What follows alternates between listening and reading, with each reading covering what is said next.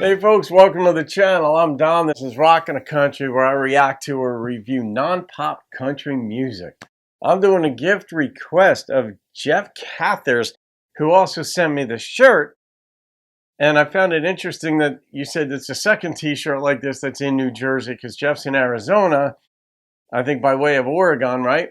But that the DJ, like the morning DJ or something for this country music radio station, is in Newark, he broadcasts from Newark, New Jersey. So, and that's only about 25 minutes from where I am. Anyway, so I'm wearing this. Shout out to you again, Jeff, for this.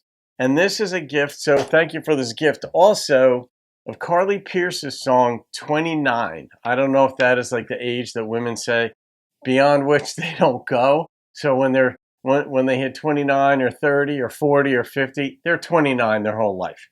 I don't know if this is about that or some other thing, but you said that Carly has won 4 Grammys and is from Kenton County, Kentucky. Oh.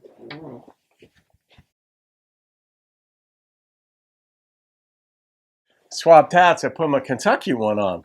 Here we go. Carly Pearce, 29. Oh, it looks like it's from the CMA. Yeah, I've reacted to her a bit, and she's really good.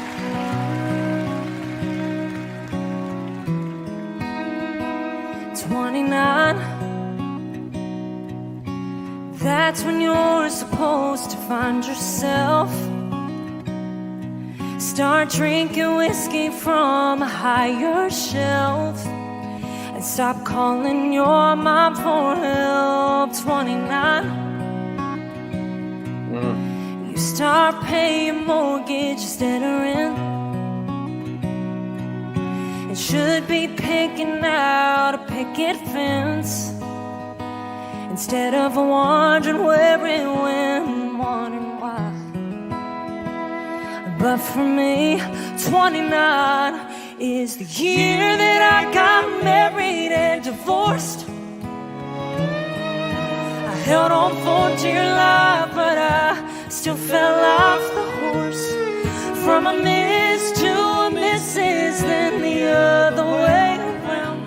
The year I was gonna live it up, and now I'm never gonna live it down. I just wrote about this morning. Wow.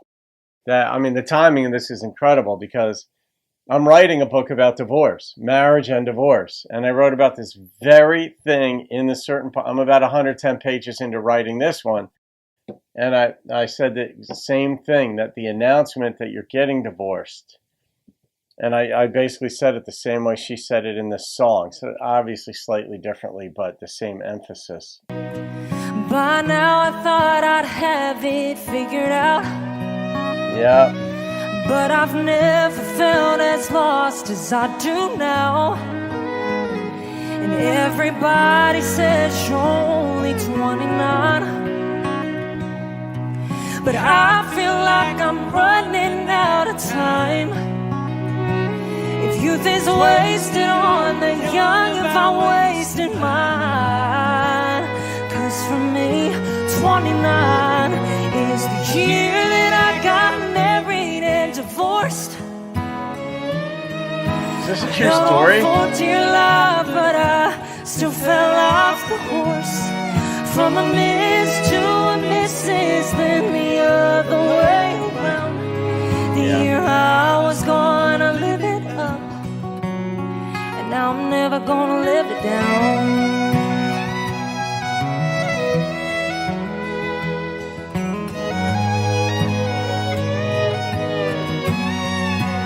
Really nice. Seems like everybody else is hanging on to it, but I swear to God I barely made my way through it.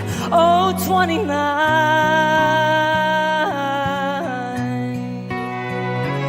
is the year that I got married and divorced. And yeah, I held on for dear life, but I still fell off the horse. From a miss to a missus,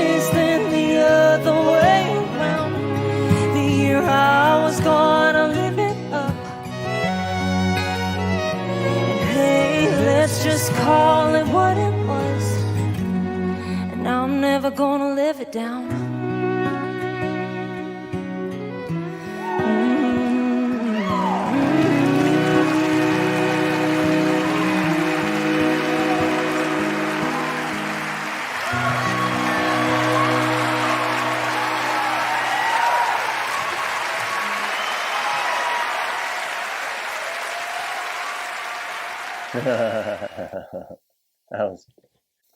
I mean, I always wonder, are they singing their own story when it's a song like this?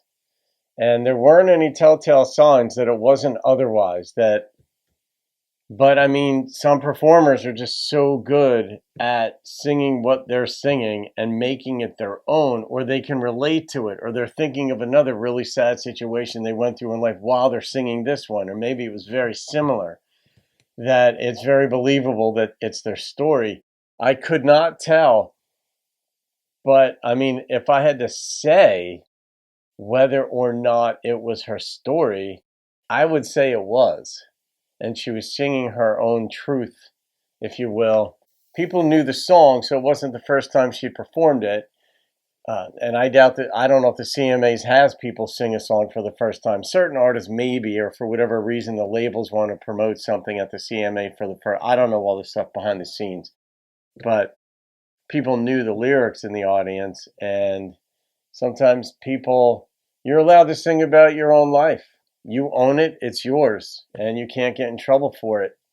That was very poignant. I feel for anybody, because obviously the timing of this, Jeff, was phenomenal. I mean, I don't know if I even mentioned yet that I'm on to my next book, writing a book on marriage and divorce. And just this morning I talked about it's in a chapter that right now I have on if you're the one who leaves the marriage, right? So you're the one who makes the announcement. And I said, it's that announcement that keeps a lot of marriages hanging in there longer, because it is such a powerful moment. It's the opposite of when you get married and you take your vows and have the reception and you've got the hopes and the dreams that you're looking forward to, and then people are there congratulating you and all. But when you tell people getting divorced, it's the opposite effect, and it's the sobering experience for others, because they now have to reconceptualize basically who you are and your relationship with them, and what does it mean now that you're divorced. And people are still going to love you and support you and be with you, but it's different, and they know you're going to be going through a brutal time, because divorce is so absolutely brutal, because it lasts so long. It is a death of sorts. It's the death of hope. It's the death of dreams. It's the death of what you worked for. She spoke about that in here, where other people are still living out their lives and mine just stopped. And that's what it feels like. But it feels like you're dying half the time.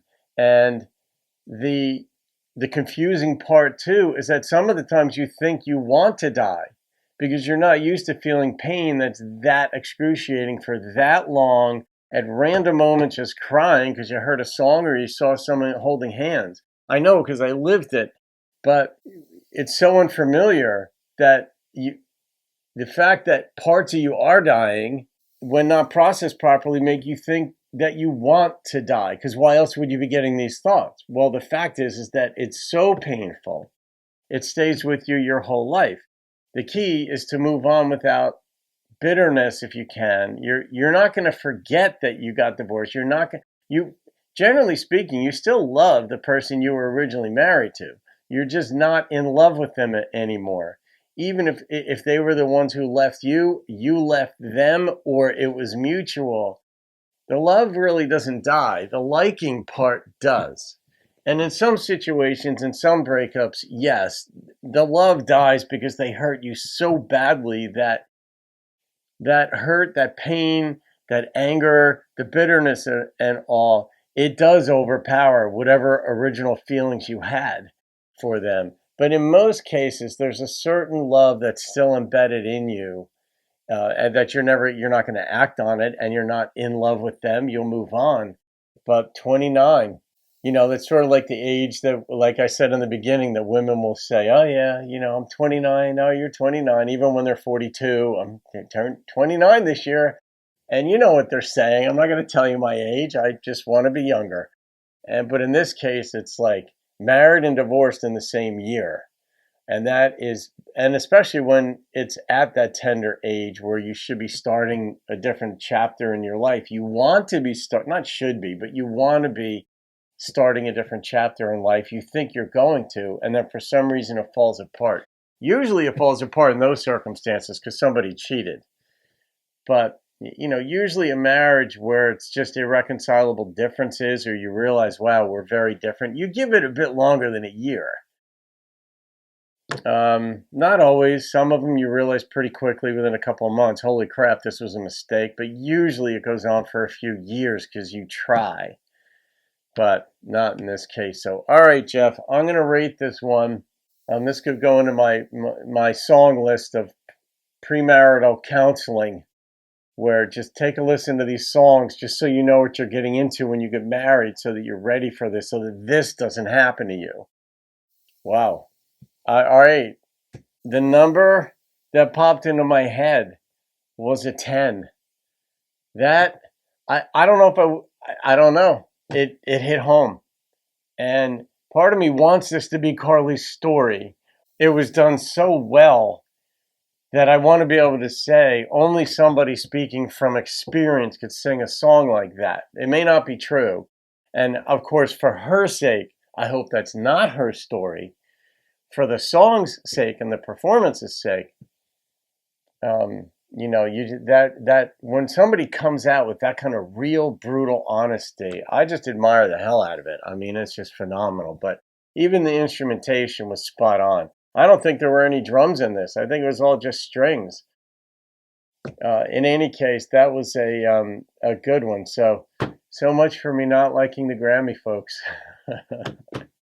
I know you're speaking tongue-in-cheek mostly on that line that you said, Jeff. So anyway, all right, folks, that was just real. I'm writing a book on this very topic, and I'm sure that contributed to what I felt and how well she captured it, because she captured exactly some of the sentiments that I'm revealing in the book. So there it is. All right, guys, you can thank Jeff Cather for that one. Have a great day. I'll see you on another video, and keep rocking the country.